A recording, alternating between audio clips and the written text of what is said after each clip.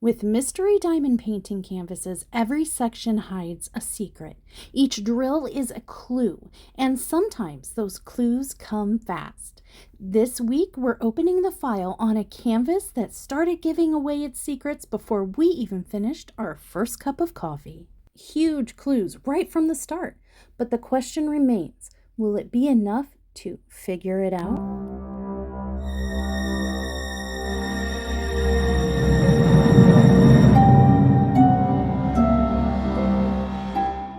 Hello, my corrupt crew. I'm Mushmellow from Dark and Creepy Diamond Painting, and welcome back to another Figure It Out Friday. Today, we're opening a full-on investigation into my latest mystery canvas by Rokkari, the first one to start talking back almost immediately. I'll be presenting each section as evidence, like a true crime scene. You and I, we're the detectives. The diamonds are the clues, and the canvas? That's our suspect. We're going to start our analysis with Exhibit A and see what this mystery's hiding under the surface. Exhibit A, the fungal formation. Our first discovery, a cluster of glowing orange shapes rising from the shadows. At first glance, mushrooms. But the symmetry tells a deeper story. The stalks are deliberate, the caps perfectly curved, and the glints of sparkling drills tracing outlines that feel intentional. And yes, there's phallic symbology all over this thing. Classic Gothic shorthand for growth, desire, and temptation. The mushrooms rise from the darkness like they're reaching towards something forbidden. Exhibit A suggests the scene isn't just organic, it's symbolic. The environment itself is alive with meaning. Next up is Exhibit B, the golden braid and sigil. As you can see, there is this perfectly formed ring of amber and coffee tones. And at first I thought maybe it was just some kind of texture, but that ring is too tight and too clean. This isn't random. I think it's a sigil, burned or affixed to a surface. And just off center in the upper left, strands of pale gold shaped like braided hair. The two don't overlap, they coexist in this section, one geometric and one human. So we're going to log this as Exhibit B, dual evidence. B1, the sigil mark, and B2, the braided trace.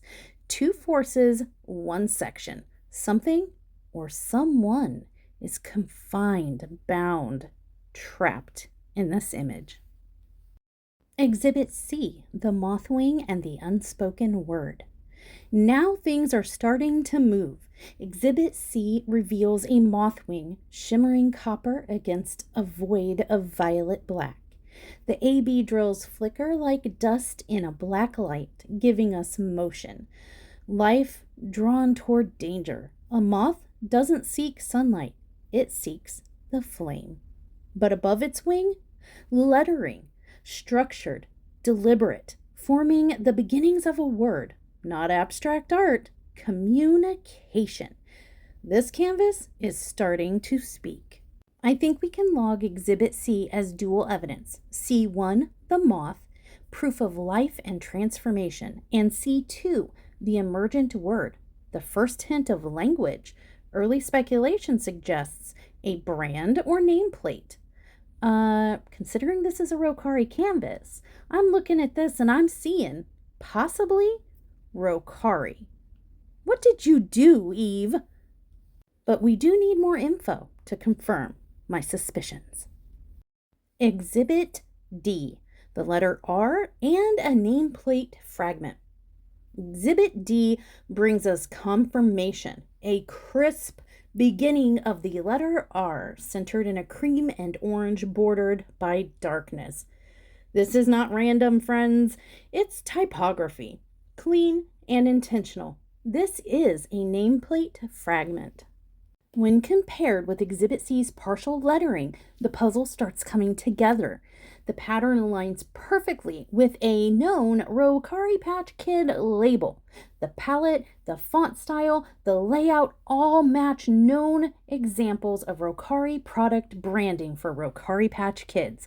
But that only deepens the mystery. The label might identify the creator, but not the subject. If this is indeed a Rokkari Patch Kid canvas, the next logical question is, who is it? Because every Rokkari Patch Kid has its own name, face, story, and vibe. So we need to find out who this is. You guys, this is huge. Exhibit D is going to be logged as identification evidence. Probable Rokkari origin, subject, yet unknown. Exhibit E, the eye, the attitude, and the ring. Exhibit E is changing the whole tone completely. We're now face to face, or at least eye to eye, with our subject. There's blonde strands of hair framing a singular eye, and that eye is goldish, kind of hazel colored, and it's staring dead ahead into our souls. The shading forms an unmistakable resting bee face, you know what I mean, and that mix of boredom and challenge says, yeah, and that and is, and there's more. A glint of metal on the nose, that's a piercing. Not a decorative patterning, but deliberate metallic jewelry catching the light. That one detail gives personality. Edgy, defiant, and human. Now, cross-referencing with our earlier evidence, the combination of blonde hair, piercings, and expression confirms that we are indeed looking at the Patch Kid herself, though we still don't know her name. Exhibit E is logged as identification confirmation evidence. Subject profile, confident, mischievous, and aware. I gotta be real honest here, you guys. I feel like I know this eye. I feel like I know this look. I know this face. I feel some familiarity here. Maybe you do too. Let me know in the comments down below. But I have suspicions. Exhibit F, the piercing and the persona. Now, Exhibit F continues the reveal. We see more blonde strands cascading down into the curve of the face. Smooth shading, ivoryish peach tone, perfectly blended. But then, right there, another flash of metal. That is a lip piercing. It's small, but it changes everything because together with the nose ring and that stare, we've got attitude for days. This isn't a background character. Nay, nay, my friends. This is a statement person. Cute meets chaos. Textbook Rokkari design language. We'll log Exhibit F as confirmation of subject continuity and personality traits. Between the piercings and that golden glare, this Patch Kid is practically rolling her eyes at this entire investigation, both figuratively and literally. Exhibit G, a mischievous fuzzbutt. And now, my friends, we've reached Exhibit G, the final clue for today.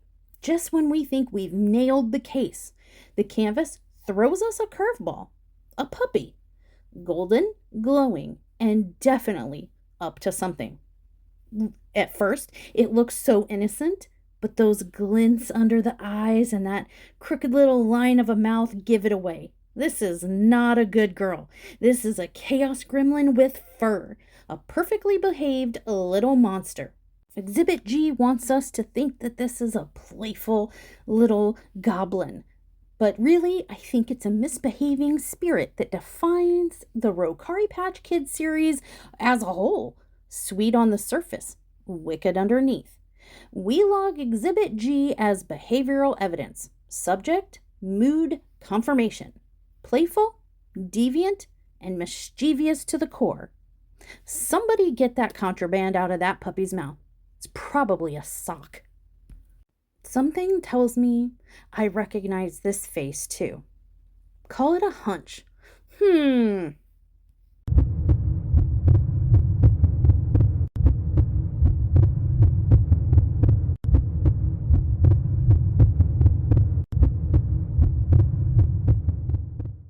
Let's recap the case, shall we?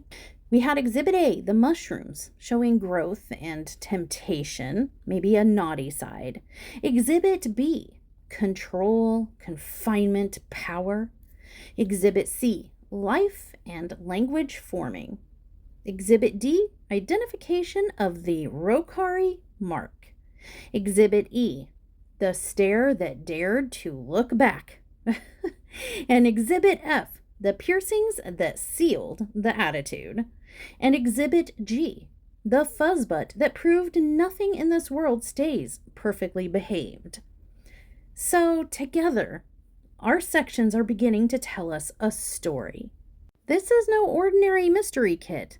We know now that this is a Rokkari Patch Kid. I think it's pretty clear. I'm very familiar with the artist and her shop and her art style, and I see that nameplate at the top, and I see the formations of Rokkari at the top. I know what that is, and I know those of you who have seen Rokkari Patch Kids, you know what it is too.